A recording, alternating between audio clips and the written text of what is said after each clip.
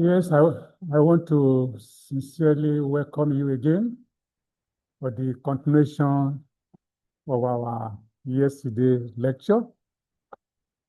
I believe we have gotten some few basic information, and I'd like us to make sure we take critical and close look of various issues that we have discussed yesterday.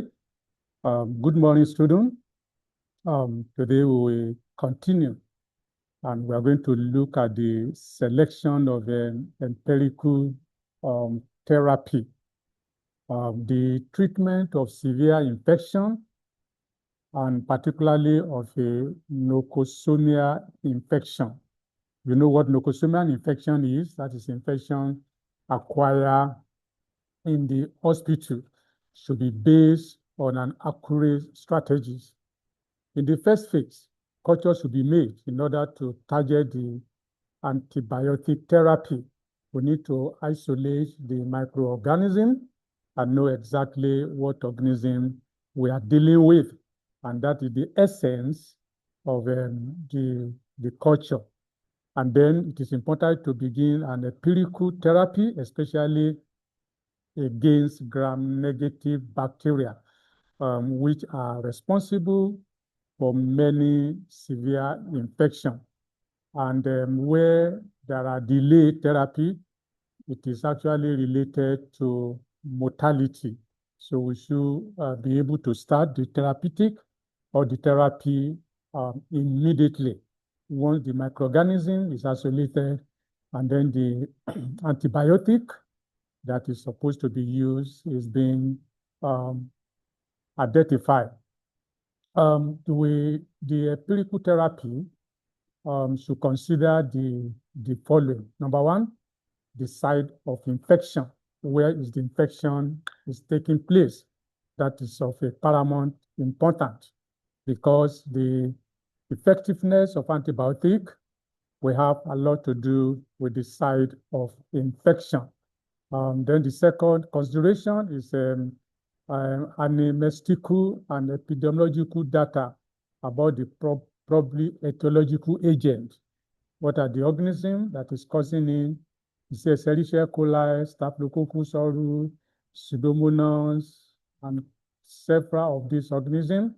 We need to know their epidemiological data for effective empirical therapy. Number three, we should do what we call in vitro sensitivity of the pathogen according to the local epidemiology. What are the sensitivity? Where those antibiotic or the organism sensitive to a particular antibiotic? Because if it is resistant, it will not be effective. And then the number four consideration, we need to know the pharmacokinetic property of the antibiotic, such as tissue distribution, metabolisms, this absorption, all those pharmacokinetic parameters of the antibiotic must be well understood. And also, we need to know the type of microorganism we are dealing with. You see gram-positive, you see gram-negative, you see Escherichia coli, Staphylococcus, Pseudomonas, Klebsiella, different type of them, and of course, the host characteristics must be known.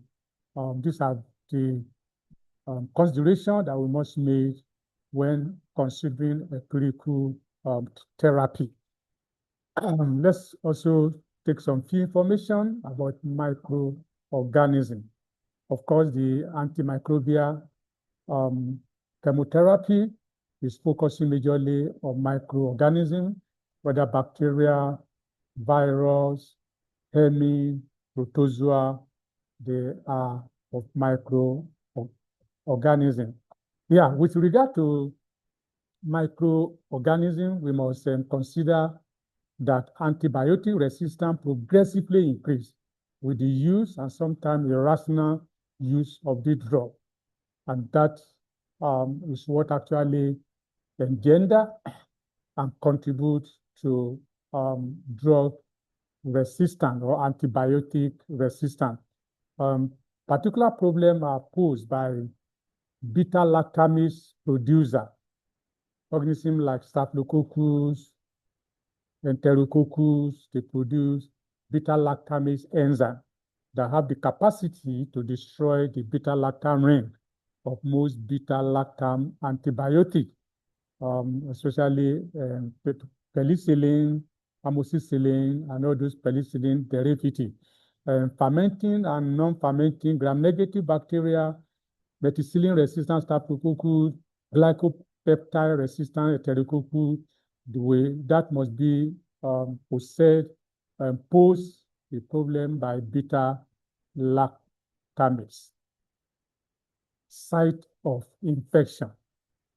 Barrier to antibiotic diffusion, blood-brain, blood bronchia, blood prostatitis, the presence of foreign body, intravascular catheter, urinary catheter, prostate, slim production, staphylococcus with adherent to prostatic surfaces. All of those things are the possible site where we can have infection, and that we must be familiar with those sites before we can effectively use antibiotic.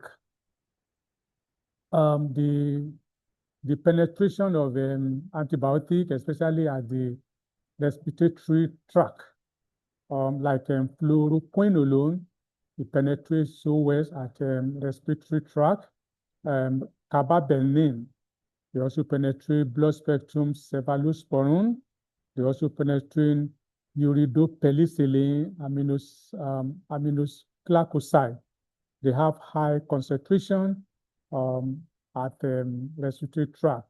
And of course, they are also inactivated by low pH or bronchial secretion. The host. Underlying disease like organ functionality, immunodeficiency due to HIV, cancer, chemotherapy, steroid, transplant, bombs, severe trauma, organ failure, and allergic genetic factor. Adequate empirical therapy must be early, broad spectrum, highly distributed, rapidly bactericidal, and prolonged. The most rapid bactericidal agent are aminoglycoside and also fluoroquinolone, while beta-lactam antibiotics are more slowly bactericidal. Increasing bacterial resistance to antibiotics often due to the inappropriate use of antibiotics. So antibiotics must be used appropriately, otherwise we'll be encouraging bacterial resistance.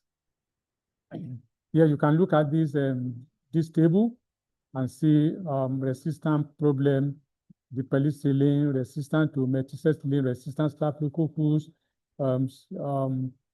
streptococcus pneumonia, and several of these. So please study this very well and note to those various antibiotic and organisms that show possible resistance to them.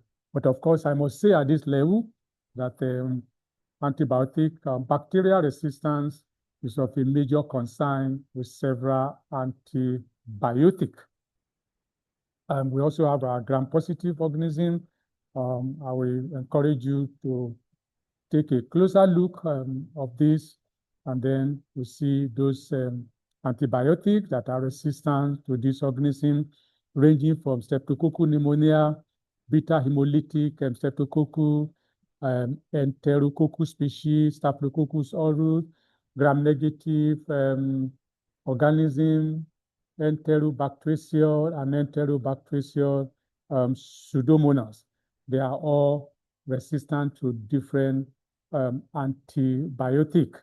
Especially the third generation cephalosporin, the microlead, erythromycin, phycomycin, and then several of the beta-lactamase antibiotics. They have shown sufficient resistance due to production of several metabolites, especially beta-lactamase and several other routes by which this organism make use to exhibit their antibacterial resistance. This is still a continuation of the Pseudomonas aeruginosa, Acinetobacter, and several of these things that you just need to get yourself familiar with. I believe this is fine, and then you can leverage on this table to get yourself involved and educated. Yeah, let's look at the empirical therapy. Previous experience suggests that empirical therapy of severe infections should be based on combination of broad spectrum beta-lactamase plus aminoglycoside, or a monotherapy with fluoroquinolone, carbapenem, or the fourth generation cephalosporin. In combination therapy, it is advisable to employ broad spectrum cephalosporin because their pharmacokinetic activity in the respiratory tract is superior to that of penicillin and those of aminoglycoside. They are less susceptible to enzyme inactivation, especially aminocasein. The use of third generation cephalosporin in the last 10 years has contributed to the spread of extended spectrum beta-lactamase producer and an increasing number of non-fermenting multi-drug resistant gram-negative strains with many potential problems, which is crucial and is of a particular concern. Fluoroquinolone have good pharmacokinetic characteristics, especially in the respiratory tract, and they have rapid bactericidal activity, but their use in monotherapy is not advisable. The reason is because of the risk of the emergency of resistant Staphylococcus and Escherichia coli. I think that is understandable. Another alternative choice is offered by carbapenem, although extended use of this has raised important epidemiological and pharmacoeconomic concern. Particular attention should be given to fourth generation cephalosporin to the treatment of severe infection, particularly those due to the gram-negative bacteria. The colonial result from international trial has proved the effectiveness of cephalosporin in severe nosocomial infection in febrile neutropenia patients, and that is international report. Let's look at this table.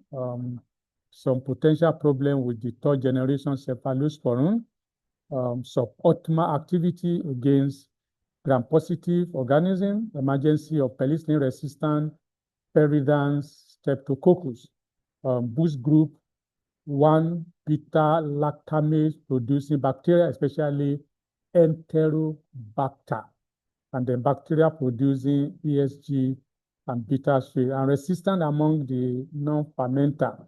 That is the potential problem with the third generation cephalosporin. The choice of appropriate microbial drug, most important factor, it is indication. Number one, diagnosis of infection. Community versus hospital infection, acute versus chronic, sensitive of causative agent, broad spectrum antibiotic for empirical treatment or therapy, narrow spectrum antibiotic for selective treatment, and severity of infection. These are the where appropriate antimicrobial drug should be chosen. Then the patient factor like age, weight, renin, and the concurrent medication like tetracycline plus MIG that you have can force gelatation. Immunity prophylaxis require a bactericide as a bacteriostatic, and then the drug factor, antibacterial spectrum, narrow spectrum, broad spectrum activity, gram positive, gram negative, bactericidal, and bacteriostatic. Also, the pharmacokinetic to infection must be, all of those should be considered. And finally, the adverse effect, that is drug interaction, conveniences, and cost. These are the important factors that must be considered when choosing antimicrobial drug.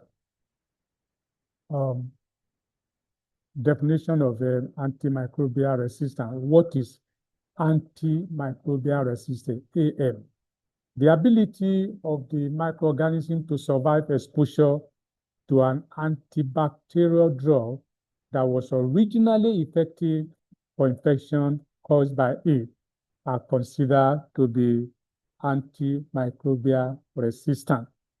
They survive even though they have initially been sensitive, but in the second use, they have shown resistance or inability to kill the organism. Effectiveness of an antibiotic. For an antibiotic to be effective, it must reach its target in an active form, bind to the target, and interfere with its function. Accordingly, bacterial resistance to an antimicrobial agent is attributable to three general mechanisms. The drug does not reach its target, the drug is not active, and three, the target alter the drug. These are the three crucial things that is actually responsible for the general mechanism of an antimicrobial agent resistance. So we can look at this, the microbe fights back. Of course, they are trying to produce so many metabolites to make sure that the drug that was initially sensitive or kill the organism or inhibit the growth of the organism are no longer effective. The antimicrobial resistance, can see these are what we call resistance: confrontation, fight, battle, struggle, conflict, and opposition. But ultimately, the organism is going to resist the effectiveness of the antibiotic. The major mechanisms of resistance, we have decrease in uptake, target modification, antibiotic inactivation, and also what we call influx. There are going to be increase in influx. These are the major mechanism of resistance: decrease in uptake, target modification, antibiotic inactivation, and then increase in efflux. And you can look at this are more or less like a story that we can also pay attention to. At this level, let me give you some reading assignment. Drug resistance may be acquired by mutation, selection, what we call horizontal gene, and also transfer. We can also read and make note about the particle transfer of the resistance and also about horizontal transfer of resistance. Antimicrobial resistance.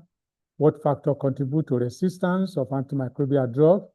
What are the drivers of antimicrobial resistance? And what are the solutions? Within the few minutes, we'll pay attention to this fundamental question that we have raised. The driver of emergency and the spread of antimicrobial resistance. Number one, exposure to antibiotic, then lead to emergency of antimicrobial resistance, and then ultimately lead to the spread of the antimicrobial resistance. The inappropriate use, no indication, wrong diagnosis, prolonged use, broad spectrum, irrational combination, misuse in agriculture, animal husbandry, poor pharmacological waste management, poor regulation of sales, low quality antibiotic, low facilitation, and low infection rates that can lead to the emergency of antimicrobial resistance. Where the spread, it can be as a result of poor infection control, poor diagnosis and treatment, poor waste and sanitation, poor food handling, traveling, commercial exchange of goods, lack of water supply, and poor surveillance can lead to the spread of antimicrobial resistance.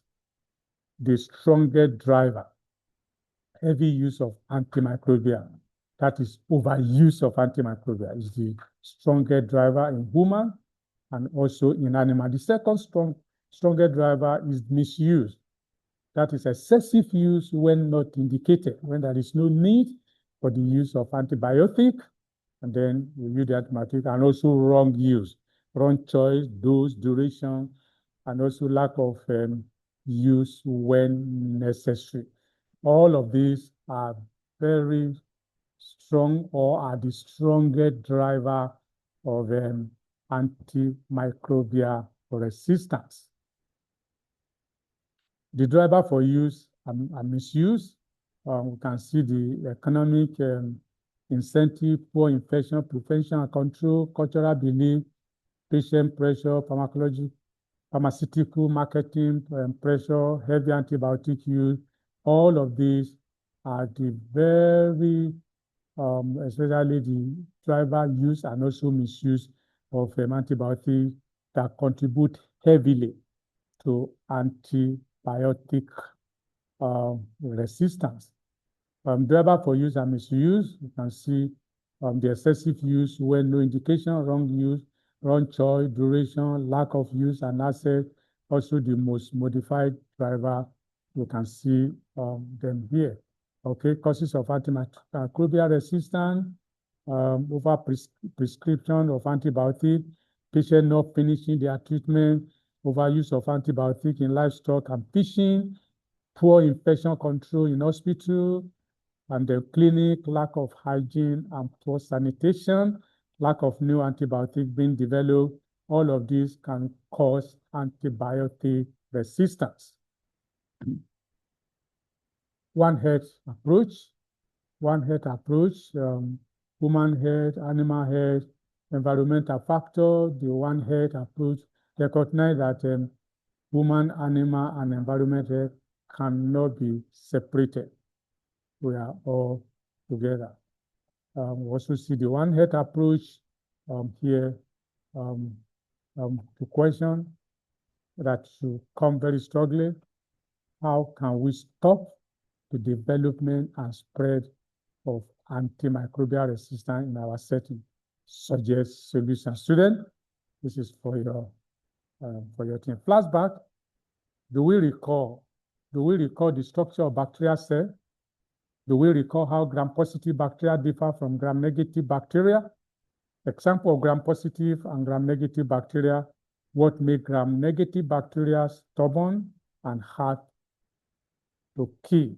These are supposed to be flashback from your basic microbiology.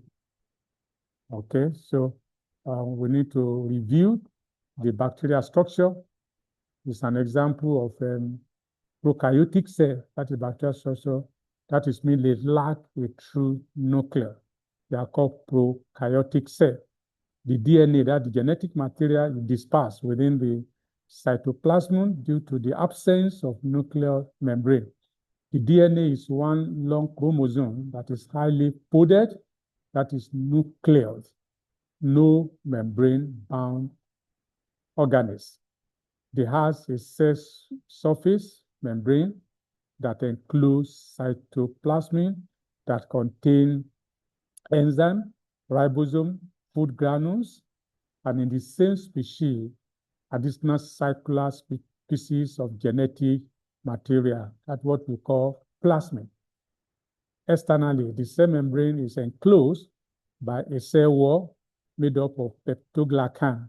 Some have the flagellars for locomotion, others have a slim layer. That is what we call capsule. So this is the structure of a typical bacteria.